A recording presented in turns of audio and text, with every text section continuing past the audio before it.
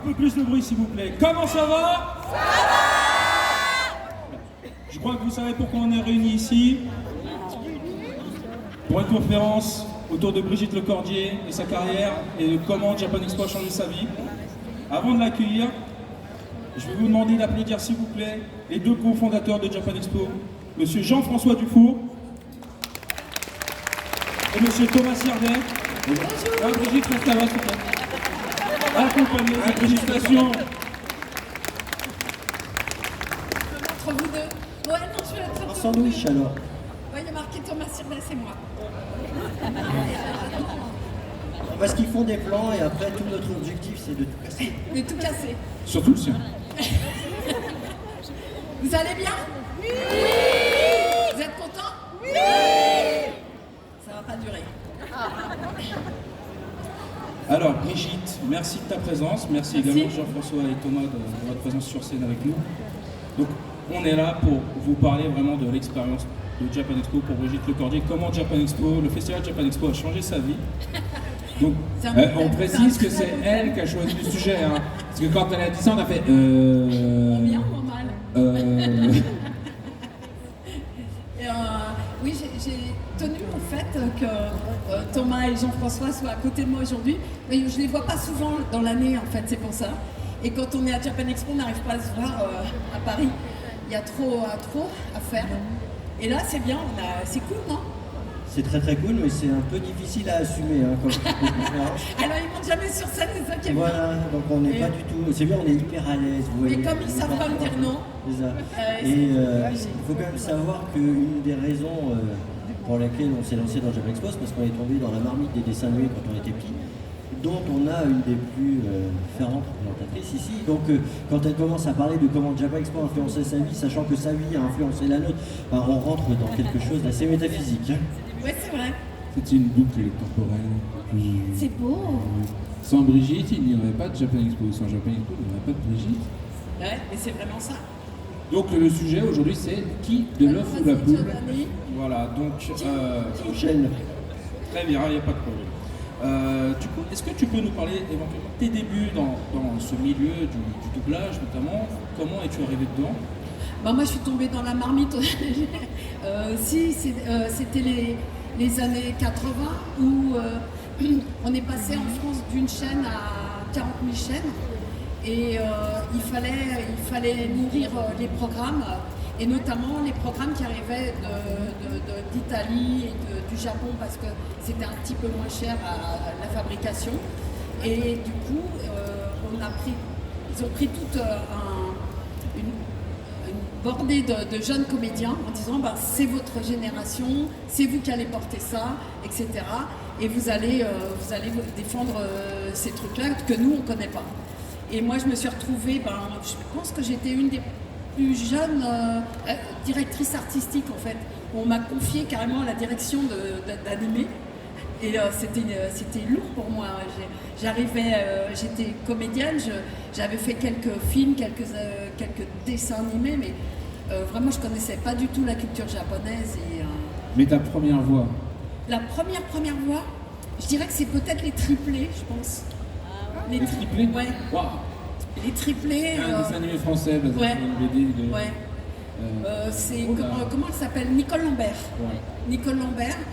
Je travaillais chez elle, mais carrément au Nagra sur la table. Tu vois, on n'était même pas en studio, je te jure. Hein. On n'était pas en studio. Et le premier vrai dessin animé, je crois que c'était Bouli. Ah oui. Où tu faisais Bouli? Où je faisais Bouli. Oui, j'ai. Ça doit pas parler à Clémence. Un beau chapeau. Un chapeau gris, une chapeau rouge. Voici Bouli avec son petit nez rouge. Moi j'ai une bouche de Bouli donc. Et en fait, ouais, c'était. Oui, là c'était pour Antenne 2, un truc comme ça. France 3, je crois. Ouais, ou... J'aurais dit France 3, perso. C'était même pas encore France 3. C'était FR3. T'étais pas né encore. Si, mais J'étais tout petit. T'étais trop petit. Et puis, toi t'étais pas né, oui. voilà. Et puis voilà, puis les animés sont arrivés, j'ai commencé à diriger J'aime la gym, Vas-y Julie, Conan Fils du futur, qu'est-ce que j'ai fait plein de trucs. Cynthia ou le rythme de la vie, c'était toi? Oui. Ouais. j'ai fait de la gym. J'aime la gym. Hein? Ça, c'est. Ça paraît c'est trop vieux. On va passer à des trucs. Les génériques à l'époque étaient en français. Oui, notamment J'aime la gym. Ouais. Où le rythme de la vie, c'était Claude Lombard qui nous a quittés. Ouais, c'est ça. Cette année, malheureusement. Voilà. Très bien. Et je crois que du coup, dans le milieu des années 90, tu as pu te rendre au Japon pour rencontrer ton homologue japonaise, Masako Nozawa. Est-ce que tu peux nous parler de cette rencontre, de ce voyage? Ben oui, c'était un peu extraordinaire. En fait, nous, on était dans le noir des studios et on ne connaissait pas l'impact qu'on avait sur vous. On ne vous avait jamais encore rencontré. Et un jour, j'ai un coup de fil à la maison où il y a quelqu'un qui m'invite à venir au Japon pour rencontrer mon homologue. Parce qu'en fait, au Japon, les gens qui font le même métier que moi s'appellent les seiyuu, et les seiyuu sont idolâtrés. C'est des gens très importants pour le public. Surtout Nozawa. Surtout Masako Nozawa. Et du coup, on me fait venir là-bas pensant que ici j'avais le même statut. Et quand je suis arrivée là-bas, c'était en 89, je crois. Quand je suis arrivée là-bas, je leur ai dit, en fait, personne ne me connaît. Et les voix chez nous, c'est pas.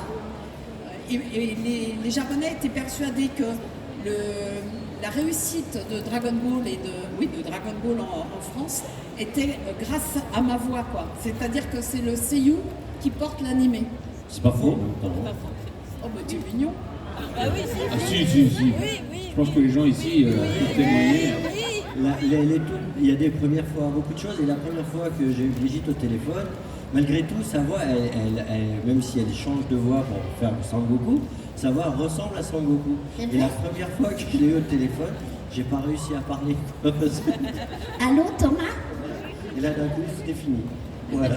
On s'est habitué après, mais quand même, c'est quelque chose qui reste vachement dans les mémoires, quoi, hein. Les voix des personnages. Mais c'est ça qui est incroyable, c'est que j'ai l'impression que les voix, en fait, sont beaucoup plus importantes que ce qu'on pense. Enfin, le son en général est beaucoup plus important que ce qu'on pense. En général, on pense plutôt à l'image. Mais en fait, toi, quand on parle d'un film, tu parles de l'image. Mais en fait, on ne se rend pas compte à quel point les voix, le son sont importants. Souvent, les gens commentent en disant « Oh, il n'a pas la voix d'habitude ». C'est la Oui, preuve. ça c'est vrai, c'est vrai. Et on y reviendra plus tard, mais je crois qu'il y a des passages, en tout cas des extraits de ce voyage sur ta chaîne YouTube.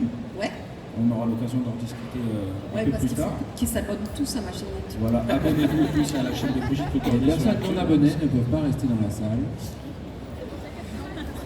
Et je pense qu'on vient au sujet principal de cette conférence. Au début des années 2000, visiblement tu as fait la connaissance de ces deux messieurs présents à tes côtés. Alors par l'intermédiaire de Rui et d'Olivier. Olivier Fallet et Rui Absolument. Pasquale, qui effectivement, en fait en 2002, on collabore avec la société IDP, qui à l'époque veut mettre en avant la série qu'elle vient de redoubler, Conan le fils du futur, et nous propose gentiment d'avoir des comédiens de doublage. En nous demandant est-ce que ça vous intéresse. Alors évidemment là on est un peu tombé et effectivement on s'est dit ils vont nous filer les rôles secondaires. Et non.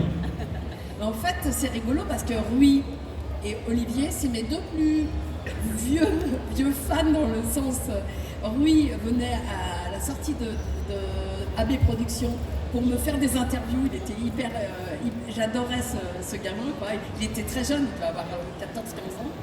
Et Olivier, pareil, était passionné. Et il est toujours d'ailleurs des génériques de dessins animés. Et il animait une petite radio qui s'appelait Radio Lustique à Montreuil. Et il me disait, tu viens et tout ça. Et c'était l'époque des radios libres. Hein. Donc il devait avoir 3 abonnés, 3 mecs qui l'écoutaient le soir à 19 Il y a encore des abonnés. Oui, c'est ça. Et 3 auditeurs, disons. Et du coup, moi je trouvais ça sympa de les soutenir. Et du coup, je suis allée sur Radio Loustique avec Olivier, voilà. Et ça a créé un lien indéfectible en fait. Et puis qui a fait le lien avec vous deux. C'est Et ça. donc, je me retrouve avec ces deux-là.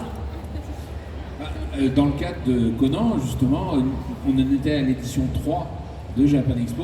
On avait essayé d'avoir des invités à plusieurs reprises, y compris japonais, et se retrouver du coup avec Brigitte, mais il y avait aussi Eric Legrand, qui fait Vegeta, Eric Etcheverry, qui faisait Jimmy, et qui fait aussi Max dans Max et compagnie. Exactement. Il n'y avait pas Annabelle. Je sais plus si c'est Annabelle. Non, c'était l'année d'après Annabelle. Amélie, mais il y avait une quatrième peut-être Amélie Morin. Ouais. Qui faisait Lana dans Conan le fils du futur. Je pense que c'est Amélie parce que justement c'était. Il y avait que Eric qui était l'intrus, Eric Legrand qui était l'intrus qui n'était pas dans. Bel intrus. Voilà. Magnifique. C'est que fais-tu ici? Oui, et puis du coup nous on arrive à la première convention, on ne savait même pas ce que c'était. Et puis, je ne sais plus si c'est Jean-François ou Thomas qui a dit vous allez faire une conférence. Et on se regarde avec Éric Legrand et on se dit une conférence sur quoi? Et Thomas il fait sur votre métier, sur qui vous êtes. Et on se regarde et mais ça va intéresser personne quoi. Et en fait on est entré par le derrière de la scène comme souvent quand on arrive sur scène. Et on pensait que devant il y avait 3 mecs quoi. Et en fait, c'était blindé. Jean-François a fait des pieds et des mains pour vous convaincre que il fallait le faire. En fait, pendant toute la préparation, ils étaient persuadés qu'il n'y aurait personne et qu'il fallait faire quelque chose pour intéresser. Donc, vous aviez amené une bande rythmo pour refaire du doublage en live dessus, ce qu'on n'arrive plus à faire maintenant, parce que sortir une bande rythmo, c'est compliqué. Je sais même pas si c'était pas Yves qui l'avait carrément manuscrit. C'est bien possible, ouais. Et du coup, vous aviez amené une bande rythmo parce que vous étiez persuadé que sinon personne ne viendrait. Sauf que vous êtes arrivé sur scène, il y avait plein de monde, ils avaient plein de questions, ils avaient commencé à faire la bande rythmo et on voyait tout le monde dans la salle qui était oui, mais nous on veut poser des questions. On veut qu'ils nous parlent. C'est ça, c'est Il y a que Rockstar, des cris, des pleurs. Et c'était la première fois que nous, on avait un contact avec notre public et qu'on voyait qu'il y avait des gens en fait qui nous avaient regardés, écoutés, qui à travers leurs yeux là, comme ça, avec les papillons dans les yeux. On disait, il s'est passé quelque chose, quoi, mais qu'on n'a pas perçu. Parce qu'effectivement, quand tu es dans un studio dans le noir toute la journée, tu vois pas ce qu'il y a de l'autre côté du mur, quoi. Et du coup, vous êtes apparus. Et puis, c'était pour nous génial. Voilà, vraiment. Et je suis toujours autant étonnée et autant heureuse de vous rencontrer tous à chaque convention. Et il y a moins de doute maintenant.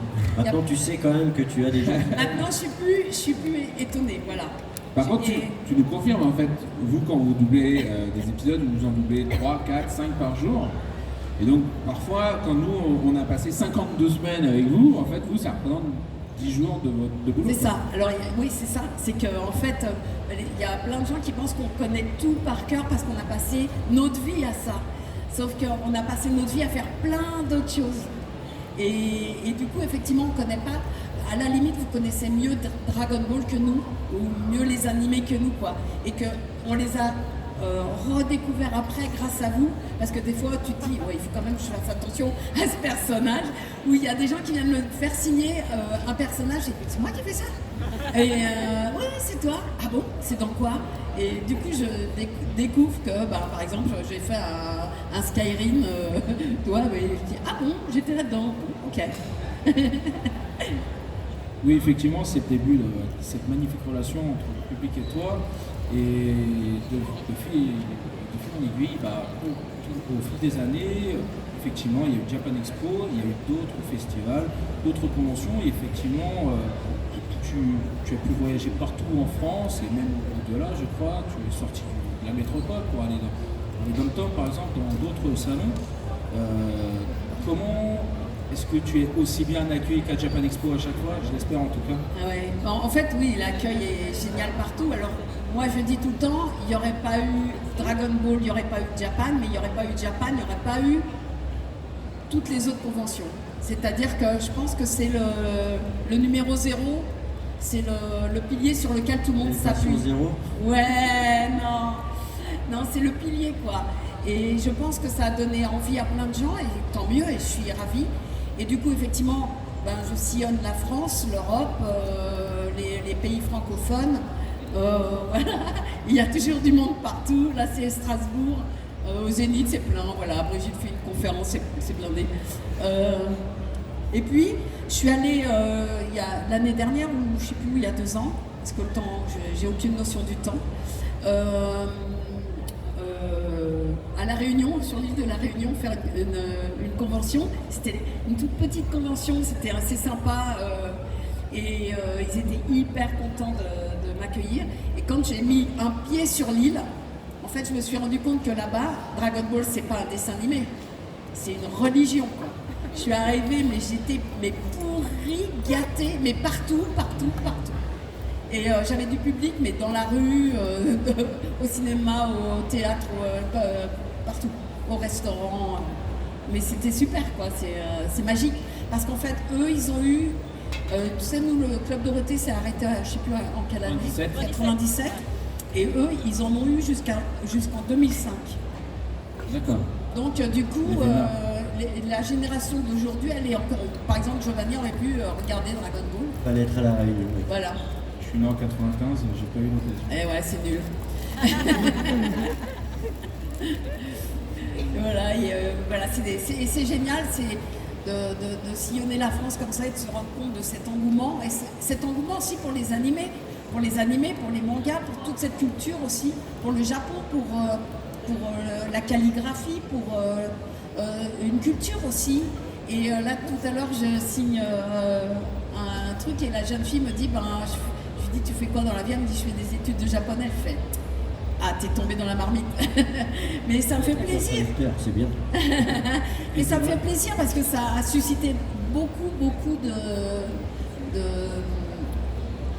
de vocations. Ouais.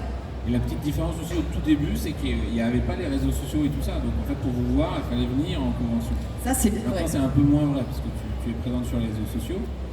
Ouais, mais en même temps, ça n'empêche pas. Tu vois, je suis présente sur les réseaux sociaux, mais il y a toujours du monde. Les gens sont contents de te voir en vrai. En vrai. Et pourtant, c'est qu'un hologramme. Vous croyez qu'elle est là? Mais bon, La Réunion, là, en ce moment. Mais justement, les réseaux sociaux, c'est une très belle vitrine et ça donne encore plus aux gens de venir te rencontrer en convention. Je sais que par exemple, il y a plein d'extraits on te voit doubler sur YouTube, même sur TikTok. Enfin, je pense qu'ici, beaucoup sont abonnés, en tout cas je l'espère, à la chaîne YouTube de Brigitte, on le répète. Et si vous ne l'êtes pas, allez-y. Il y a notamment un vlog de son voyage à La Réunion. Ouais, c'est vrai, c'est dont vrai. tu parlais. Oui, et puis il y a TikTok et Instagram qui est pas mal aussi. Mais oui, et ce que je voulais dire aussi, c'est pareil. Il n'y aurait pas eu Japan Expo qui m'avait mis en avant. Les autres conventions n'auraient pas invité. Parce qu'on était vraiment dans l'ombre. Et maintenant qu'on est tous en lumière, en fait, j'ouvre une chaîne YouTube et ça crée un événement incroyable. Alors que pareil. C'est instantané, hein. T'es passé de rien à... Oui, c'est ça. Le jour même, en fait, on était déjà 100 000 abonnés. Et on se disait, ouais, on va travailler pendant 2-3 ans sur la chaîne et puis on verra si on est à 40 000 dans 3 ans, si on continue ou pas. Et je crois qu'on a fait 40 000 en même pas une heure, quoi. Oui, c'est ça. En fait, tu as eu le soutien de gros influenceurs à l'époque Oui, puis du public. et le public aussi qui vraiment a répondu présent dès l'ouverture de ta chaîne. Absolument. Et vraiment, en plus, tu diffuses des vidéos régulièrement et on prend plaisir à chaque fois à découvrir notamment ses débuts, parce qu'elle en parle aussi beaucoup, son voyage au Japon notamment. Et par exemple, je repense à l'Océninou, Oui. par exemple, voilà, Oui, en fait, c'est parti. La chaîne, elle est partie sur l'idée de Allo c'est Ninou. Je ne sais pas si vous connaissez, c'est les petits canulars téléphoniques que j'avais fait avec ma voix d'enfant et qui avaient été diffusés sur Canal+. Mais je trouvais que ça avait été mal diffusé parce qu'ils avaient mis ça en programme pour enfants.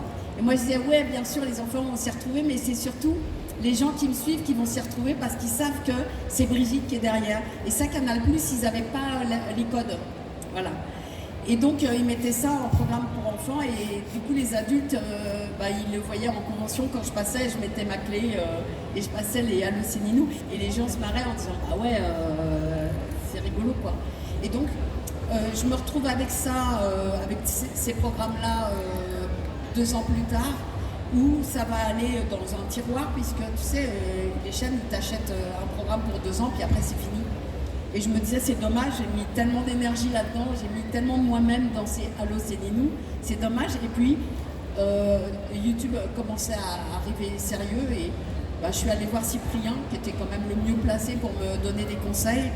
Et je lui ai demandé, je lui ai dit, est-ce que tu penses que les Allo Séninou, il faut les mettre sur une chaîne YouTube? Il m'a fait, mais évidemment, il faut que tu aies ta chaîne YouTube.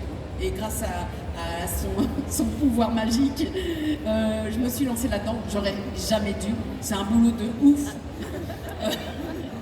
Je ne m'en sors pas, mais c'est génial. Quelle aventure. Et ça vous permet de voir à quel point Brigitte, elle fait bien plus que être en convention, bien plus que faire des voix de dessins animés, parce que... et des voix de dessins animés pour enfants, parce qu'elle fait des choses beaucoup plus de l'autre côté du spectre. C'est ça qui est génial. Elle travaille avec des musées, elle travaille avec France Inter, elle fait des podcasts partout dans tous les sens. Et tout ça, vous pouvez le suivre grâce à ses réseaux sociaux. Mes réseaux, ouais. Où elle fait beaucoup de making-of, elle explique beaucoup ce qu'elle fait. Et c'est chouette parce que c'est des métiers qui sont très très mystérieux. Autant tu disais, c'est des métiers de l'ombre, on ne voit pas, on ne connaît pas, mais à l'inverse, nous, maintenant nous, tu nous as bien expliqué, mais avant ça, on n'avait vraiment aucune idée de comment tout ça pouvait se dérouler. On parle de bande rythmo, c'est des choses qui sont évidentes, mais en fait, il y a énormément de techniques, c'est énormément de savoir-faire. Et en suivant la vie de Brigitte en ligne, tu y arrives? À peu près. Mon mari n'y arrive pas. Mais il passe pas assez de temps avec toi. Hein. C'est ça. Vous avez vraiment une approche qui est... Enfin, tu es très très proche des gens avec qui tu parles. Donc du coup, elle va vous apprendre énormément de choses. Oui, mais je trouve que c'est bien aussi la transmission. Si c'est chouette d'être dans un métier que tu aimes, que tu as envie de partager, que tu as envie, qui donne du bonheur aux gens.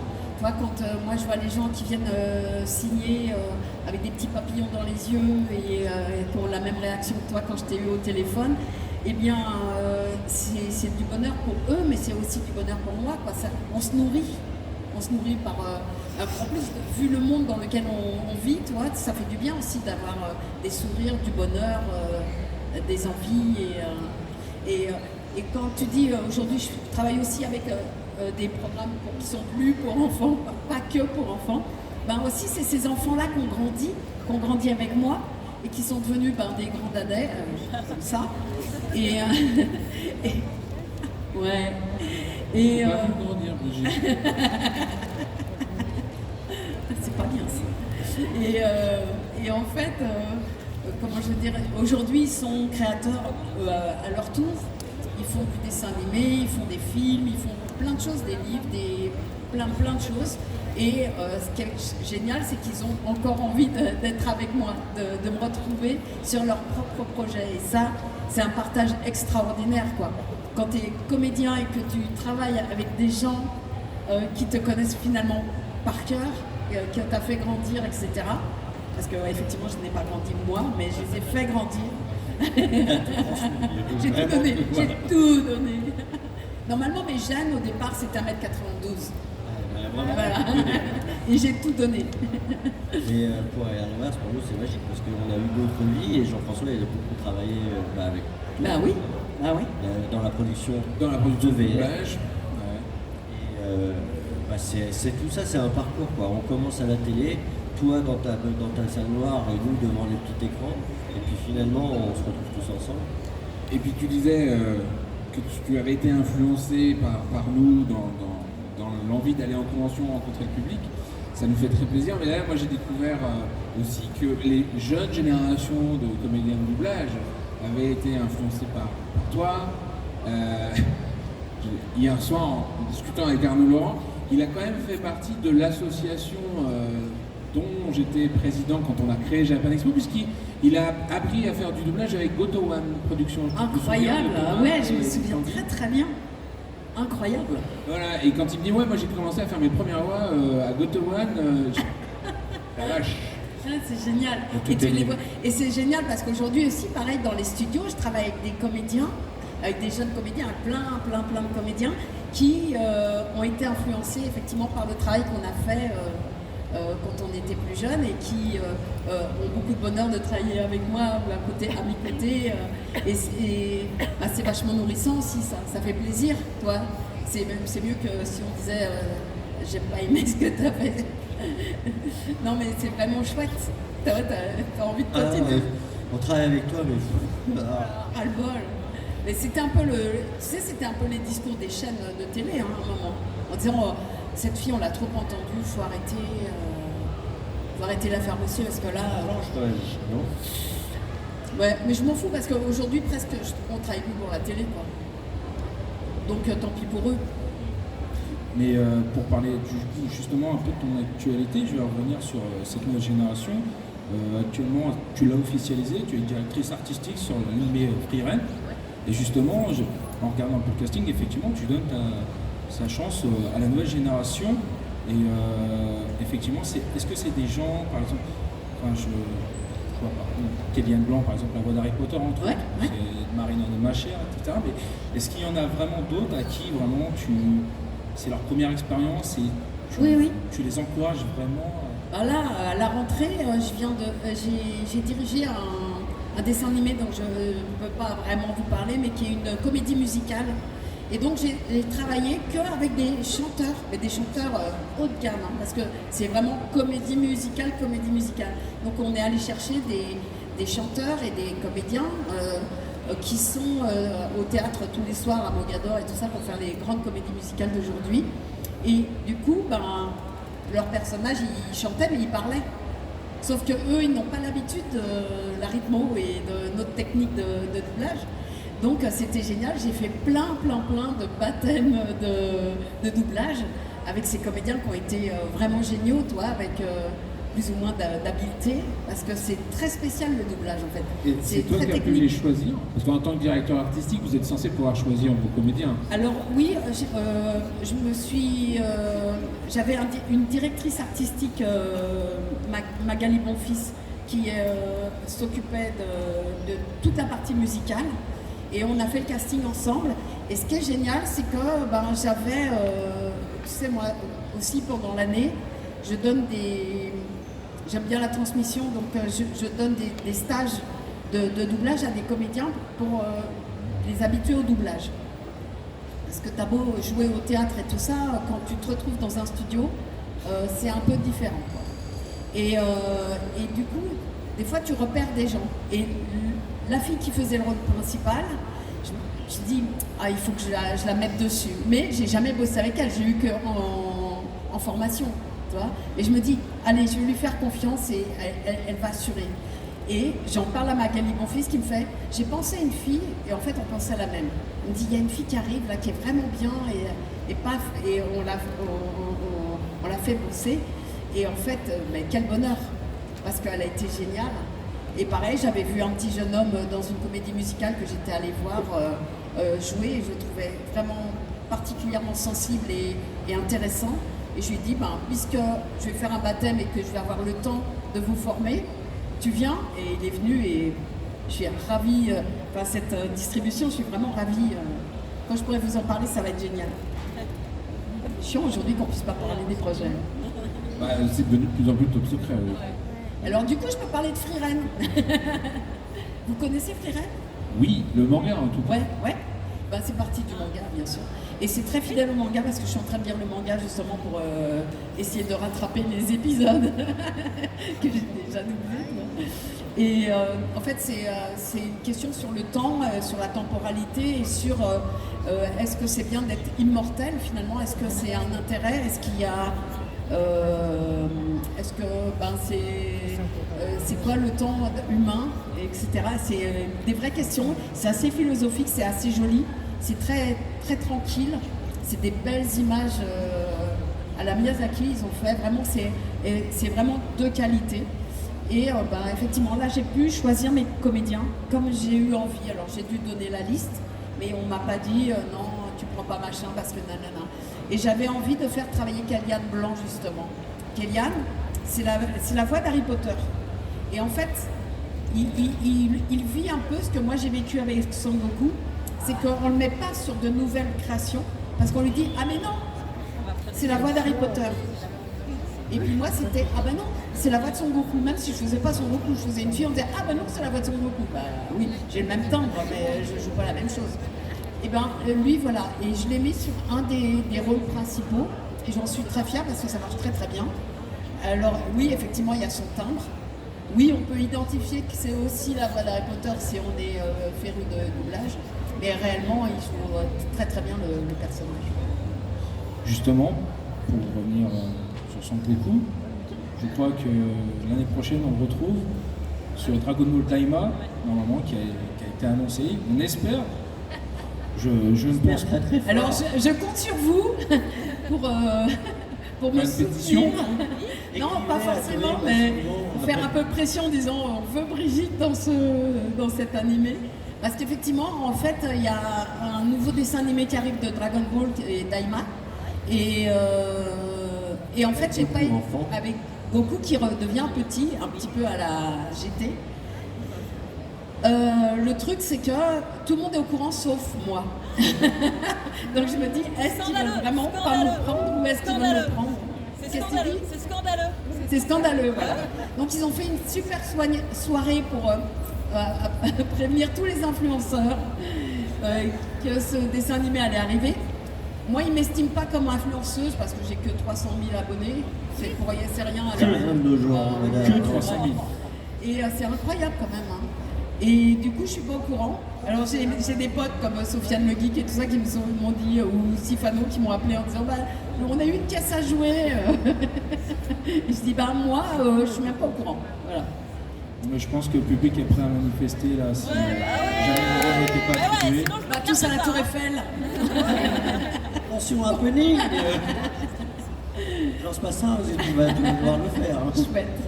Non, mais pour moi, c'est inconcevable en tout cas que. Ouais, mais je sais même pas, tu sais, ils sont tellement pas au courant. Moi, souvent, les gens des chaînes, les médias, tout ça, je leur dis, mais venez avec moi en convention voir l'effet que ça, parce qu'ils sont tous en train d'essayer de m'éviter, ils me voient partout, ça les emmerde.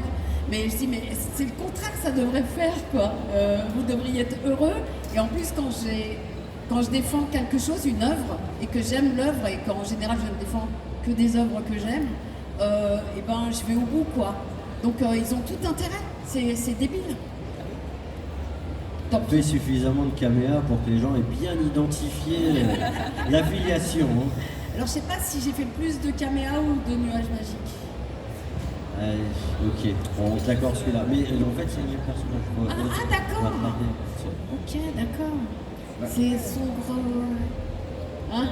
Tu nous as fait un nuage magique tout à l'heure. Est-ce que tu pourras nous faire un Kamehameha à la fin? Vous voulez? Oui. Ah bah si vous le demandez plus fort alors. Ouais, promis, juré, je vous le fais. Très bien. Et du coup, pour revenir sur Japan Expo, tu as pu participer à, en tout cas, à un très beau projet cet été avec Pick Me Up, le doublage en scène. Est-ce que tu peux nous en parler? Ah oui, alors, grâce à ces deux escogrifes là, j'ai pu réaliser un de mes rêves. J'avais envie depuis très longtemps de prendre un manga avec mes camarades de doublage, comédiens de doublage, et de le lire en public devant vous, avec de la musique, du bruitage, et que vous découvriez le manga avec nous sur scène. Et Thomas et Jean-François m'ont permis de le faire cette année à Japan Expo Paris. Et en fait, je pense que ça a été un tabac quand même. Donc, vous l'avez fait 2 fois à salle comble. Hein. C'était génial. Vraiment pour nous, comédiens, c'est génial d'avoir une salle remplie de gens qui sont heureux d'être là. Et du coup, on n'a pas pris un manga parce que ça paraissait être difficile pour les éditeurs, etc. On a pris, grâce à Picoma qui était, comment on dit, sponsor de Japan Expo Paris, il nous a confié un Smarttoon en fait. Vous savez, c'est les mangas qu'on lit sur les téléphones en Corée. Et du coup, qui s'appelle Pick Me Up. Et en fait, l'histoire, c'est une personne qui joue à un jeu avec son smartphone, pardon, et qui rentre dans le jeu, et voilà, il faut qu'il passe des épreuves pour pouvoir en ressortir, etc., avec toute une bande de potes. Et du coup, on a joué ça en direct avec Pascal Chemin, Bruno Meyer, Adrien Larmande. Et puis on avait à la musique PV Nova en direct qui nous faisait aussi le bruitage. Donc du coup on pouvait être complètement immergé le public était immergé dans l'histoire. Et avec cette salle qui était quand même assez magnifique, ça a fonctionné, non? Ça a cartonné, les gens étaient... alors c'est assez rare, mais les gens étaient très silencieux. Oui, c'est Il y vrai. avait quoi, 2500 personnes, 3000 personnes et Ouais, non, il y en a non, 3000, hyper ouais. silencieux, c'est ils écoutaient. Et nous, on voulait, en tant que festival, montrer le travail des comédiens. Parce qu'il y avait déjà eu des extraits de Bande Rythmo, on en parlait, tout ça.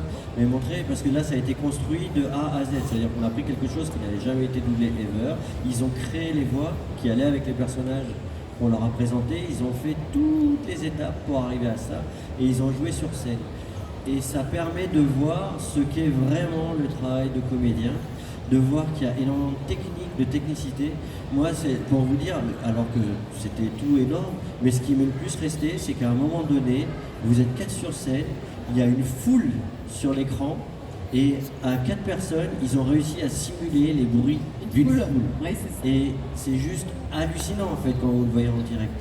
Et là, vous voyez énormément de photos.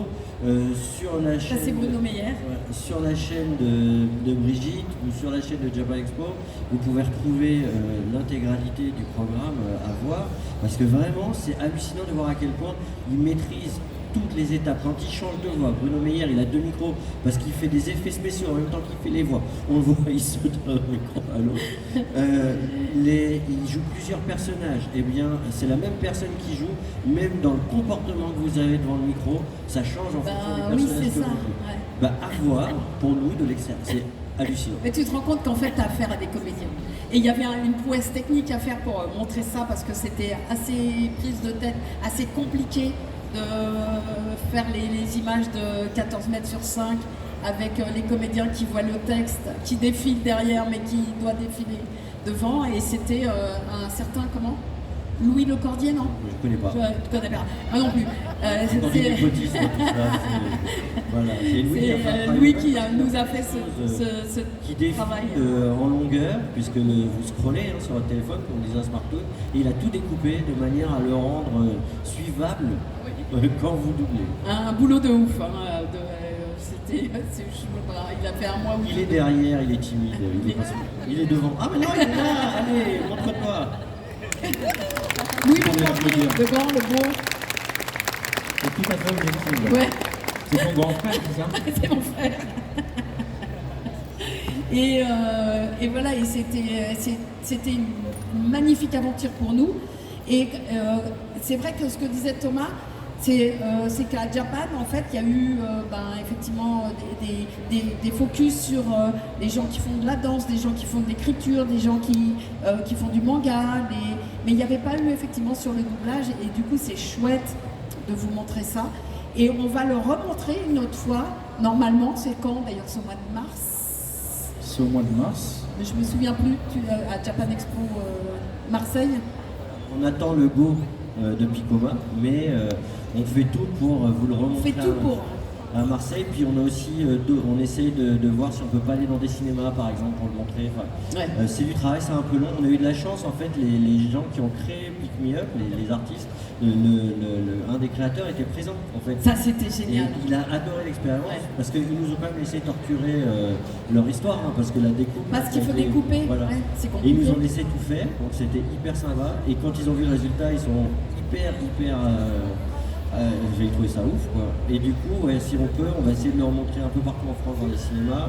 On va essayer de leur montrer à Japan Expo Sud. On voulait le faire là, mais ça s'est pas goupillé comme on Compliqué, voulait. ouais. Mais c'est une expérience à voir. Et en attendant de le voir en live, regardez-le en vidéo.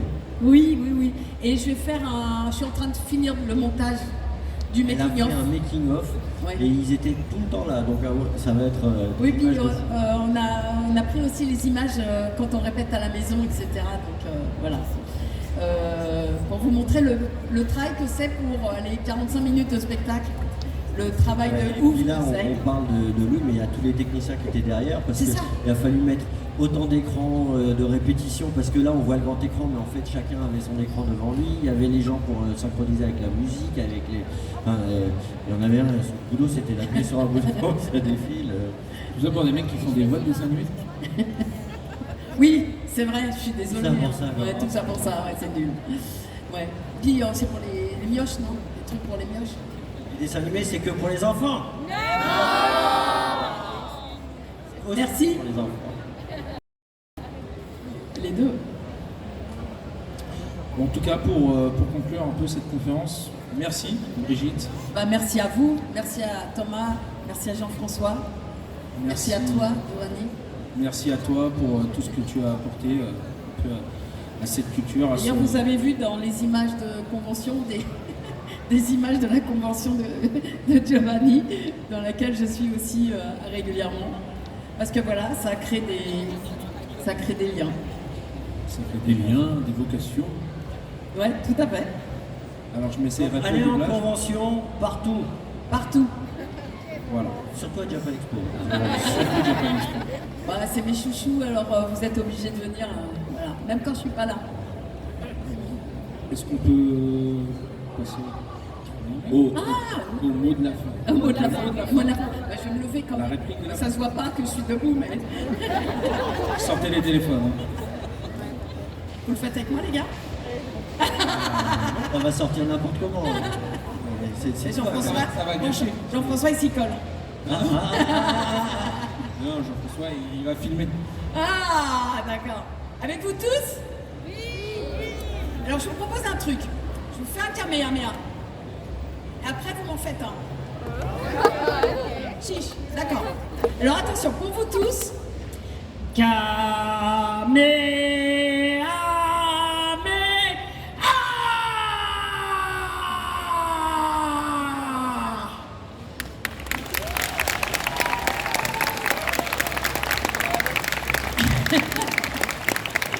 Alors maintenant, je vous propose de vous lever et de m'envoyer un kamehameha. On va voir si vous me déglinguez. Dangereux. Je vous ai fait mal ou pas? Ça a été? J'ai fait petit. Hein. Ça chatouille. Attention. Je vous donne le... 3, 4.